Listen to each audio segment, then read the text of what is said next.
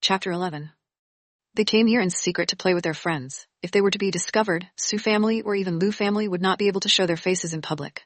Moreover, Suanan was now Gumo Cheng's woman. In front of Gumo Cheng, she who was pretending to be obedient had to be even more low profile. Suanan put on her night vision glasses, tidied up the wig on her head, and nodded to Fu Xin who was beside her. To the starting point, Fu Xin said.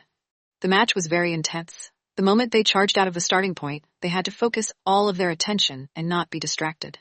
Victory was not a big deal, because they could accidentally lose their lives on this racetrack in the Peace City. Suanan stepped on the accelerator and put it in gear. All her movements were done in one go, and it was very beautiful. At this time, the main road of the Peace City was very quiet. Their route took them to circle around the Peace City, and they had to pass through many winding paths. The route was complicated, which was why the reward was so high. Once she started, Suanan quickly left Ming Xiao's car behind. She stepped on the accelerator and rushed towards the Peace City, accelerating and taking the lead.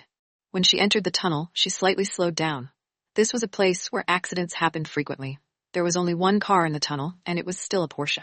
This car, why did Suanan feel that it was familiar? Just as she was thinking, the sound of a car hitting the ground came from behind. It was Ming Xiao chasing after her. She focused and stepped on the gas pedal to surpass the Porsche in front of her. In the Porsche's car, Gumo Cheng was focused on driving. He left the city early in the morning because he had something to do, and only now did he return with Xiaoyan. You have to go back to the city at such a late time. You have to sleep your little wife. Gumo Cheng looked at the tunnel entrance in front of him and did not say a word. Xiaoyan did not pay any attention to Gumo Cheng's silence. He was used to Gumo Cheng's cold and stern words, and was even more used to trying to find words to provoke Gumo Cheng. Now that you have a woman, your spirit is even better. Your mood is very harmonious. Xiaoyan tried to probe. It was truly strange that 1,000-years-old metal tree would blossom. He really wanted to go to Gumo Cheng's home and see what the sister-in-law looked like, but Gumo Cheng didn't allow him to come to his house. What did he say? He was afraid that he would bring bad people with him. It was really depressing.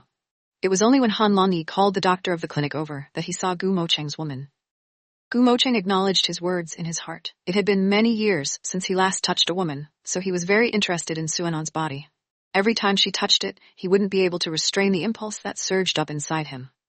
Last night, he made Suanan to faint, so he felt a little guilty.